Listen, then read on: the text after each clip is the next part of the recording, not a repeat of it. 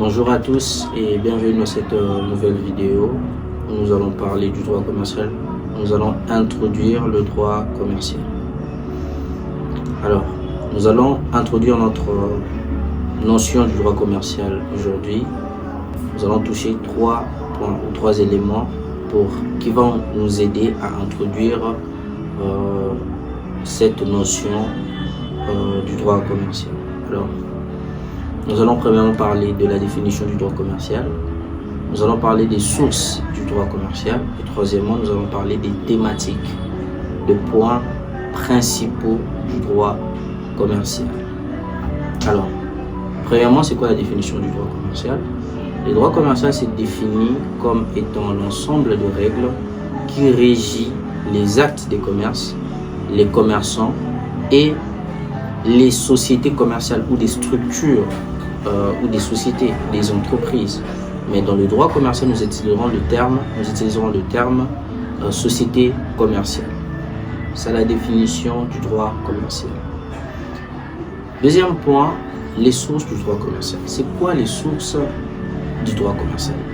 Le droit commercial a comme source principale le code de commerce, qui est la source principale du droit commercial. C'est le code de commerce. Maintenant, ces codes de commerce est aussi structuré. Le code de commerce est structuré par des parties. Nous avons 4 parties qui structurent les codes de commerce. Dans la première partie, nous avons la partie législative. La partie législative, c'est tous les articles où il y a L au début, grande partie législative du code de commerce. Ça, c'est la première partie. La deuxième partie, nous avons la partie réglementaire. Donc, la partie réglementaire est reconnue par des articles qui portent la lettre R au début. La partie réglementaire dans les règles, voilà. La partie législative, des lois. La partie réglementaire, de règles. Voilà, les règles qui régissent le droit commercial ou l'activité commerciale. La troisième partie, nous avons la partie annexe réglementaire. La partie annexe de la partie réglementaire. Donc, les annexes de la partie réglementaire font partie de la troisième partie. Donc, ce sont tous les articles où on met annexe font partie de la troisième partie. Et la quatrième partie, nous avons la partie des arrêtés. Il y a des arrêtés qui sont là, qui font partie de la quatrième partie qui constitue les codes des commerces. Bien sûr, dans ces parties-là, il y a aussi de livres, il y a des arrêtés, etc., etc. Et c'est tout cet ensemble, cette agrégation qui forme les codes des commerces. Et c'est les codes des commerces qui régissent d'une part les activités commerciales. Alors, nous avons d'autres sources parce que le droit commercial, nous avions dit au début que le droit commercial a comme source principale les codes des commerces. Mais il n'y a pas que les codes de commerce, il y a d'autres sources du droit commercial. Alors, les autres sources du droit commercial, nous avons premièrement les usages. Les usages, il y a des usages qui sont là, ou la coutume qui fait partie, donc l'habitude dans le domaine commercial qui a été répétée plusieurs fois et au fur et à mesure est devenue une règle et fait aujourd'hui partie de sources du droit commercial. Alors nous avons également des traités internationaux, par exemple les traités sur la vente internationale de marchandises par exemple. Nous avons les traités internationaux qui font également partie de sources du droit commercial. Et nous avons la lex mercatoria qui est le droit commercial international. Donc, toutes ces notions, ce sont de sources du droit commercial. Alors, enfin, notre troisième point qui sont les thématiques du droit commercial. Le point important, le point principal du droit commercial. D'abord, nous avons les actes de commerce parce que si vous vous souvenez, nous avons défini le droit commercial comme étant l'ensemble de règles juridiques qui régit les actes de commerce. Nous avons parlé des actes de commerce, nous avons parlé des commerçants, nous avons parlé des sociétés, etc. etc. Donc, les actes de commerce sont le sujet principal du droit commercial.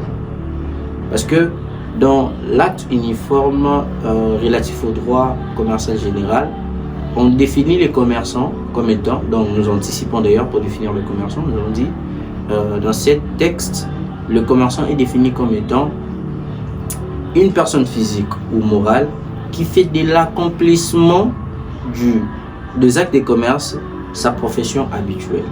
Donc, le titre de commerçant est attribué, la qualité de commerçant est attribuée à une personne physique ou morale lorsque celui-ci fait de l'accomplissement des actes de commerce sa profession habituelle. Donc, c'est-à-dire que cette qualité est conditionnée par l'accomplissement des actes de commerce. Donc, par cette réflexion, nous comprenons que les actes de commerce font partie ou bien sont le sujet principal du droit commercial. Donc, les commerçants sont des sujets subsidiaires du droit commercial. Voilà. Donc, nous revenons dans ce que nous étions en train de dire, de grandes thématiques. Nous avons parlé des actes de commerce, nous avons parlé des commerçants, nous avons parlé des fonds de commerce. Les fonds de commerce, troisièmement, c'est quoi les fonds de commerce? Les fonds de commerce, c'est tout ce qui permet à un commerçant d'attirer la clientèle et de garder la clientèle. C'est ça ce qu'on appelle fonds de commerce. Dans fonds de commerce, nous avons plusieurs éléments. Nous avons l'élément matériel, nous avons les éléments immatériels. Nous avons des éléments tels que les noms, le titre, des logos, des slogans, etc. etc. C'est ça les fonds de commerce. Et quatrièmement, nous avons le bail commercial. Les bails commerciaux, parce que le commerçant a bel et bien son siège social, et c'est peu que son siège social ne lui appartienne pas, les murs ne lui appartiennent pas, c'est-à-dire que ça appartient au propriétaire de l'endroit et que le commerçant vient louer cet endroit pour ses activités commerciales. Mais les bails commerciaux sont différents de bails simples, de bails classiques, comme le bail en matière civile. C'est différent, pourquoi? Parce que les commerçants, lorsqu'ils louent un endroit, cet endroit entre directement dans son fonds de commerce. Cette adresse entre directement dans son fonds de commerce. Donc, les bails commerciaux deviennent différents. Dès que les commerçants commencent à louer un endroit, à prendre un endroit pour ses activités économiques, il y a tout un règle, il y a tout un arsenal de règles qui entrent en jeu. Donc, c'est différent du bail classique. Et nous avons également des institutions commerciales. Donc, en cas de litiges commerciaux, il y a des institutions commerciales. Donc, il y a les tribunaux de commerce qui est là, etc. etc. Donc, tout cela font partie des éléments, des thématiques ou des éléments principaux du droit commercial. Merci beaucoup de nous avoir suivis. Nous avons été contents de vous exposer ces notions. Nous espérons que ces notions vous ont été utiles d'une manière ou d'une autre. Et nous espérons que nous nous reverrons prochainement dans une prochaine vidéo. Surtout, n'oubliez pas de vous abonner et d'activer la cloche de notification. Ciao.